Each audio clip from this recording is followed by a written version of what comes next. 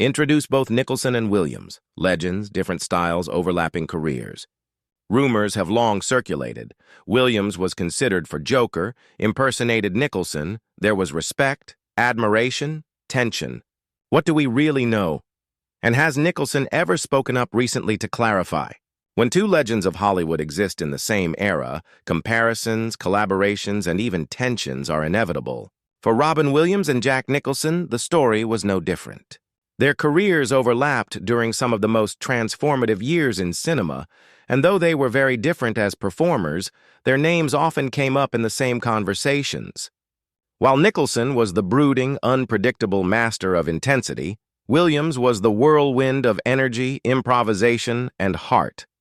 And yet, despite those differences, Robin Williams once made it clear that Jack Nicholson wasn't just an actor he admired, he was also his favorite person to impersonate. Williams, known for his uncanny impressions, often brought Nicholson into his comedy routines. Whether it was on talk shows, live stages, or even during interviews, he would slide into that iconic Nicholson drawl, tilt his head, flash that mischievous grin, and deliver lines in a way that audiences instantly recognized. It wasn't just mimicry, it was homage. In one memorable moment during a Reddit AMA, Williams was asked which actor he most loved to impersonate. Without hesitation, he answered, Jack Nicholson. He then shared a story of an imagined exchange. Nicholson leaning over to say, "Even oysters have enemies," to which Williams responded in perfect character, "Increase your dosage." The humor captured both men perfectly, Nicholson's cryptic charm and Williams's irrepressible wit. This admiration wasn't one-sided. Those close to Nicholson have suggested that he was well aware of Williams's impressions and took them in stride. Nicholson, who had long been spoofed and parodied for his unmistakable voice and mannerisms, reportedly found Williams's performances both hilarious and flattering. After all, if Robin Williams, the greatest improviser of his generation, chose Nicholson as his go-to impression, it was a testament to Nicholson's towering presence in pop culture. But their connection extended beyond comedy. Both men were at the center of a casting controversy that has since become part of Hollywood lore, the battle for the Joker role in Tim Burton's Batman, 1989. Williams was reportedly considered for the role, and at one point was even used as bait to secure Nicholson's involvement. Warner Brothers allegedly dangled the part in front of Williams to pressure Nicholson into signing. When Nicholson agreed, Williams was dropped, leaving him frustrated and disillusioned with the studio. Years later, Williams openly admitted he felt used and vowed never to work with Warner Brothers again until they apologized. Nicholson, of course, went on to deliver a legendary performance as the Joker, one that redefined comic book villains on screen. For fans, the casting drama fueled endless speculation. Did Nicholson and Williams ever talk about it? Was there tension between them because of the role? Publicly, neither man expressed hostility toward the other. If anything, Williams continued to admire Nicholson, often weaving him into his comedy long after the Batman controversy.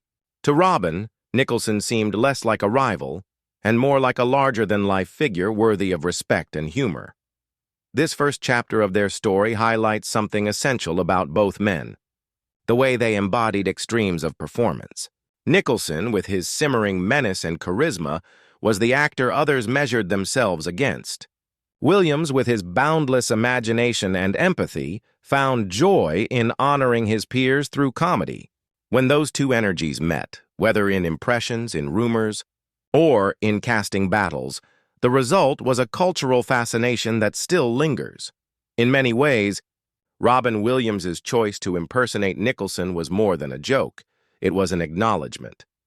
It was Williams tipping his hat to a fellow artist, recognizing that beneath the eccentricities and the intensity, Jack Nicholson was a force of nature. And for Nicholson, to be the subject of Williams's comedy was to be immortalized in one of the most unique ways possible. Jack Nicholson has never been the kind of actor to bare his soul in interviews. Known for his enigmatic presence, his sly grin, and his carefully chosen words, Nicholson has spent a career letting his performances speak louder than his personal revelations. When it comes to Robin Williams, this tendency toward silence has only deepened the mystery. Fans have long speculated about Nicholson's true feelings for Williams. Did he view him as a rival, a friend, or simply another figure in Hollywood's constellation of stars? The truth is layered, complex, and fascinating. Unlike Williams, who often spoke openly about the people he admired and the frustrations he faced in the industry, Nicholson rarely addressed his peers directly. He was, however, aware of Williams' impressions and comedic jabs. Friends close to Nicholson noted that he enjoyed watching others attempt to capture his persona. Nicholson knew he was larger than life. He cultivated that image carefully, and to be impersonated by Robin Williams was, in many ways, the highest form of flattery. But Nicholson never went on record with a detailed commentary about Williams. Instead, his silence created room for interpretation, which only fueled the myth-making around their dynamic.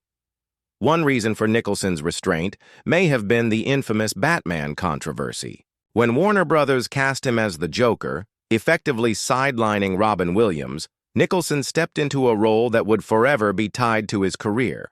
He was 51 at the time and already one of Hollywood's most respected actors, while Williams was still building his film career. Nicholson's Joker was menacing, theatrical, and unforgettable. Yet behind the triumph, there was the shadow of the fact that Williams had been manipulated in the casting process. Did Nicholson know Williams had been used as leverage? Some insiders claim he did, others insist he didn't. Nicholson himself never clarified the matter, leaving fans to wonder whether there was quiet guilt, indifference, or simply professional detachment. Nicholson's silence on Robin Williams also highlights the vast differences in their public personas. Williams wore his heart on his sleeve, often speaking candidly about his struggles, his inspirations, and his admiration for others. He used humor to process pain and to connect with people on a deeply human level. Nicholson, by contrast, thrived on mystique. His rare interviews were peppered with cryptic one-liners and playful evasions. While Williams invited audiences into his inner world, Nicholson kept them at arm's length, cultivating an aura of unpredictability. That doesn't mean Nicholson lacked respect for Williams. In Hollywood circles, Nicholson was known to value originality and bravery, two qualities Williams had in abundance. The improvisational genius of Williams was something Nicholson could appreciate, even if he never said it publicly. And when Williams passed away in 2014, Nicholson was reportedly shaken. Sources noted that Nicholson, who was already retreating from public life, found the news deeply saddening, though he refrained from making public statements. For someone as private as Nicholson, that silence spoke volumes. Nicholson's approach to Williams's memory mirrors his broader relationship with fame. He has always resisted the urge to define himself through sound bites or explain his emotions for public consumption. For fans hoping for a dramatic confession or heartfelt tribute, Nicholson's silence has been frustrating. Yet it also preserves a certain dignity to his relationships, keeping them personal rather than performative. In the end, Nicholson's perspective on Robin Williams is less about what he said and more about what he didn't. By not fueling speculation, by refusing to turn private emotions into public spectacle, Nicholson kept their connection shrouded in mystery. It was a contrast to Williams's openness, but one that in its own way underscored their differences as artists. Where Williams gave everything of himself to the public, Nicholson kept a piece of himself hidden. This silence, though at times frustrating, has only added to the intrigue of their story. It reminds us that not all truths are spoken aloud, and that sometimes the absence of words can be just as telling as a public declaration. Hollywood thrives on myths. Stories of near misses, what-ifs, and behind-the-scenes rivalries often take on a life of their own, becoming part of an actor's legacy whether they're true or not. For Jack Nicholson and Robin Williams, this myth-making has been especially powerful, weaving a tapestry of rumor and speculation that continues to fascinate fans. Perhaps the most enduring legend is the one surrounding Tim Burton's Batman, 1989. The tale goes like this. Robin Williams was first offered the role of the Joker as bait to secure Jack Nicholson's interest. Warner Brothers, knowing Nicholson was the studio's first choice, supposedly dangled the role in front of Williams, waiting for Nicholson to commit. Once Nicholson signed on, Williams was unceremoniously dropped.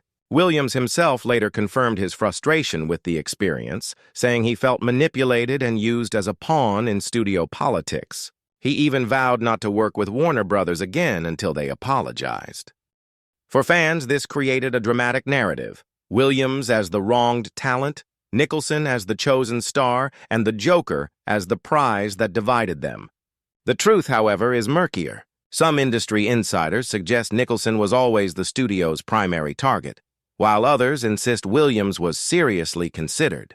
What's undeniable is that Nicholson's performance became iconic, cementing him as the definitive Joker for a generation, while Williams carried the sting of rejection. The result is a story that continues to be retold as a cautionary tale of Hollywood's ruthless casting games. Beyond Batman, other rumors tied Nicholson and Williams together in strange ways. One myth claimed that Robin Williams was nearly cast as Jack Torrance in The Shining, 1980, a role that ultimately became one of Nicholson's most terrifying and unforgettable performances. According to Stanley Kubrick's biographer, this wasn't entirely true. Williams was mentioned briefly but quickly dismissed, as Kubrick felt his comedic background made him unsuitable for such a dark, intense role. Still, the very idea of Williams stalking the halls of the Overlook Hotel with an axe in hand became an irresistible what-if for fans, highlighting the bizarre overlaps in their careers. There were also stories of camaraderie and competition, often fueled by Williams's impressions of Nicholson. Every time Williams slipped into his Nicholson voice on a talk show, audiences speculated about what Nicholson thought of it. Was he amused, annoyed, indifferent? Because Nicholson never addressed it directly, the vacuum of his silence allowed rumors to grow unchecked. The reality was likely far simpler. Nicholson, who had been impersonated countless times by comedians, probably viewed Williams's act as a harmless nod to his cultural status. But in the world of Hollywood myth, even silence becomes part of the legend. Another myth that persists is that Williams and Nicholson were at odds personally. Tabloid stories suggested a rivalry, framing them as two titans circling each other warily. Yet there is little concrete evidence to support this. Williams admired Nicholson, often bringing him into his routines with warmth rather than hostility. Nicholson, for his part, never gave the media any fodder to suggest animosity. If anything, the rivalry was more in the minds of fans and gossip columns than in real life. These myths endure because they speak to something larger than the truth. They represent the way audiences process the lives of their icons. The idea that Robin Williams could have been the Joker, or that Nicholson secretly resented Williams's impressions, gives fans a narrative to chew on. It humanizes their legends by placing them in stories of conflict, competition, and what might have been. In the end, the myths surrounding Nicholson and Williams reveal as much about Hollywood as they do about the men themselves. They show how studios manipulate talent, how gossip fuels intrigue, and how audiences crave stories of rivalry and redemption. Whether true, exaggerated, or entirely fabricated, these casting legends have become part of the lore of both actors, ensuring that their names will always be linked in ways that transcend fact. When Robin Williams passed away in 2014, the world mourned a man who had brought boundless laughter and compassion into millions of lives. Tributes poured in from fans, colleagues, and friends, each one emphasizing not only his genius but also his humanity. Jack Nicholson, however, remained mostly silent. For a man who had spent decades cultivating an aura of mystery, that silence felt in character, but it also carried weight. What did it mean that Nicholson, who had been impersonated, linked, and often compared with Williams, chose not to make sweeping public statements? Part of the answer lies in who Nicholson is. He has always been fiercely private, guarding his personal life and emotions from the public eye. Where Williams was open and vulnerable, speaking candidly about his struggles with addiction, depression, and self-doubt, Nicholson was controlled, measured, and often cryptic. Their contrasting approaches to fame created a dynamic where Williams's openness filled the spaces Nicholson left empty. When Williams died, Nicholson's quietness was less about indifference and more about consistency. He wasn't one to perform grief for cameras. Instead, he likely kept his reflections private. Yet the absence of Nicholson's voice didn't erase the connection between them. In fact, it may have deepened the mystique. Fans revisited old clips of Williams impersonating Nicholson, seeing them not just as jokes but as tributes. They imagined Nicholson watching those performances, perhaps with a grin, and recognized the respect implicit in the comedy. Williams had chosen Nicholson because he represented a type of cinematic power few others could embody. In turn, Nicholson, who valued originality above all, must have recognized that Williams was a once-in-a-generation talent whose improvisational genius defied categorization. Their legacies, though different, intersect in meaningful ways. Nicholson is remembered as the ultimate Hollywood rebel, intense, unpredictable, and endlessly charismatic. His roles in The Shining, One Flew Over the Cuckoo's Nest, and Batman cemented him as one of the greatest actors of all time. Williams, meanwhile, left behind a legacy of empathy and transformation, moving effortlessly between comedy and drama in films like Good Will Hunting, Dead Poets Society, and Mrs. Doubtfire. Together, they embodied two sides of the Hollywood dream. Nicholson, the embodiment of raw, almost dangerous talent, and Williams, the embodiment of heart and imagination. The myths that surround them, about roles they almost played, jokes shared, and rivalries imagined, only add to their larger-than-life images. In many ways, those myths are part of their legacy, too. They remind us that Hollywood isn't just about what happens on screen. It's about the stories we tell ourselves about the people who shape our culture. For Nicholson and Williams, those stories have become inseparable. A mix of truth and legend that ensures they will always be linked in the public imagination. As Nicholson himself grows older and retreats further from public life, the chances of him ever finally revealing the full truth about his thoughts on Robin Williams diminish. But perhaps that's fitting. The mystery keeps the story alive, leaving fans to fill in the blanks with their own interpretations. Some believe Nicholson quietly admired Williams. Others imagine he carried guilt about the Batman casting. Still others think he saw Williams as a kindred spirit, another actor who broke the mold. The lack of definitive answers allows each fan to craft their own truth. What remains undeniable is the impact both men left behind.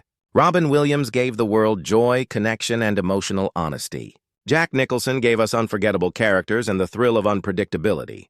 Together, they represent two of the greatest legacies in film history, parallel paths that touched at unexpected moments and left us with stories we'll continue to tell.